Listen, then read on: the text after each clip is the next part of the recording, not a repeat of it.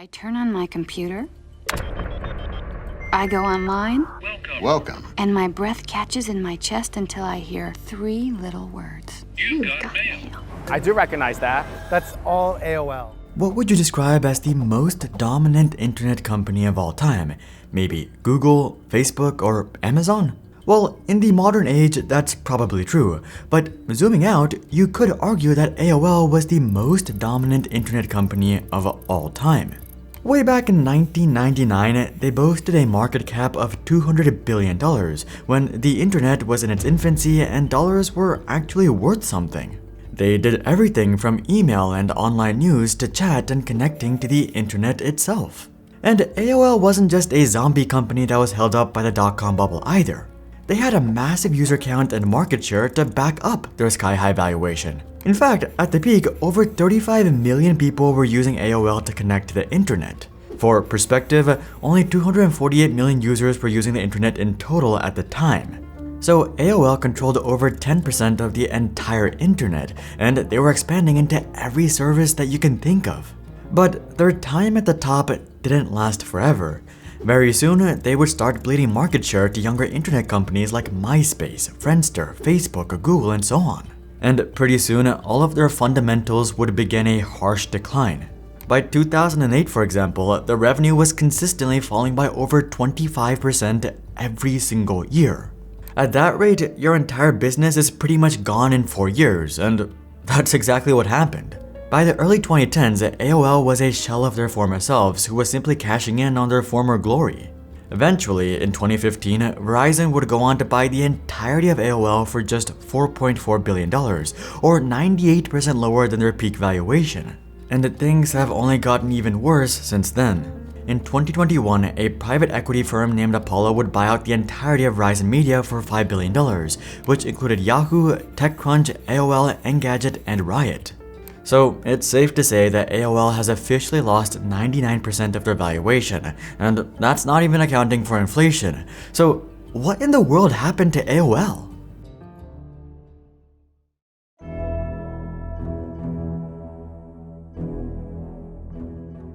Taking a look back, the story of AOL takes us all the way back to 1983, when the internet itself was basically just a concept. As such, AOL didn't quite start off as an internet company, but they were always flirting with the idea. You see, they actually started off as a video game company called Control Video Corporation, or CVC, but this wasn't really a video game company. CVC offered a service called GameLine for the Atari 2600, which allowed users to download games on demand.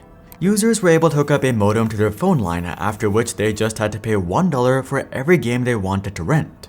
CVC was basically trying to introduce cloud gaming way back in '83.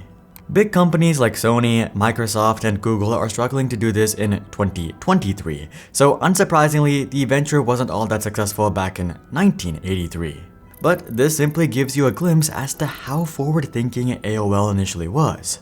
But unfortunately, by 1985, CVC would reach the brink of bankruptcy, and a couple of investors would buy out the company for pennies on the dollar and start up a new company called Quantum Computer Services, which was once again way ahead of its time. At first glance, they were just an online services company that allowed people to get access to things like the news and stock prices from their computer. It was how they went about providing this access, however, that was ingenious. As you would guess, the internet was extremely slow back in the day. In fact, the best you could hope for was just 2400 bits per second. As such, making the most of the little data that could be passed through this connection was essential, and this is where Quantum excelled. While much of the competition was passing through fully rendered graphics to the user's computer, Quantum would only send the bits and pieces needed to render these graphics. And it was up to the user's computer to put together the visual. This minor change, which is a no-brainer today, set Quantum leagues ahead of the competition. As such, many were more than happy to pay $10 per month to get access to an online encyclopedia, news, stock quotes, 15,000 public domain Commodore programs, the CompuStore, and American Airlines travel booking site. And that was just what you got with the basic plan. For an additional 8 cents per minute, you could get access to chat rooms, email, online games, classified ads, online classes, and events. The internet itself only had an estimated total of 500,000 users, so it's not like Quantum could really grow all that big, but it wasn't the size of CVC or Quantum that made them a notable part of AOL's history, but rather, it was their innovative spirit. It turns out that AOL was much more willing to push the boundaries and to try something new when the company was constantly fighting to survive, largely because they had no other choice. When those were the options, AOL had an easy time picking the former.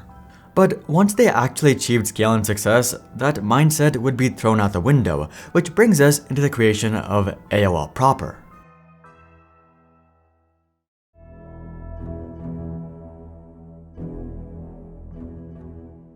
Moving into the 1990s, the internet would see a massive influx of users, largely thanks to web browsers, which made accessing and navigating the internet far easier for the average person. This in turn led to an explosion in online services and games, with whom Quantum continued to compete with, but they also saw a far larger opportunity. Instead of trying to dig for gold on the internet like they had been doing since '83, why not just sell the shovels for the internet?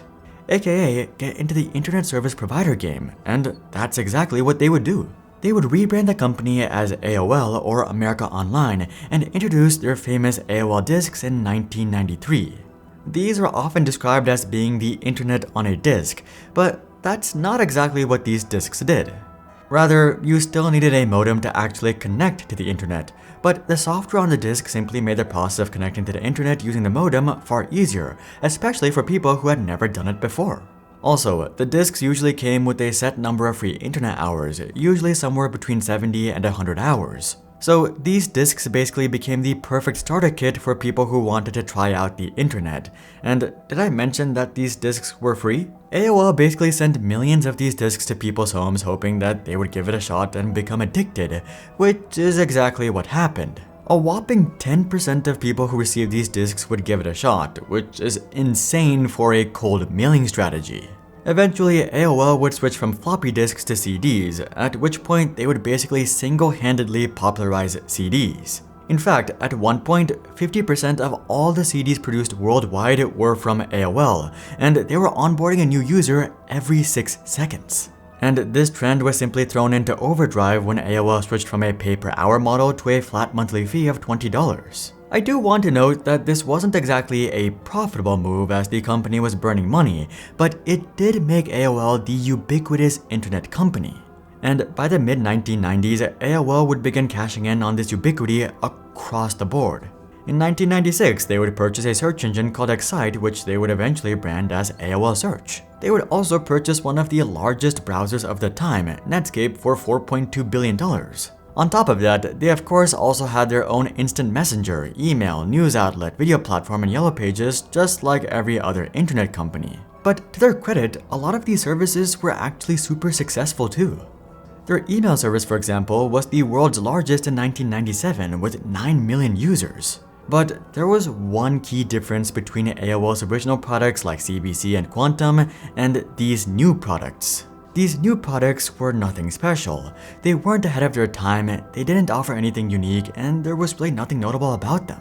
The only reason that they were so popular was because AOL as a whole was so popular. It's like the same thing that happened with Internet Explorer. Internet Explorer was never popular because it was good. It was only popular because Windows was so popular. At least AOL's products were still keeping up with the times throughout the late 1990s, as it wasn't long until they would fall behind the times.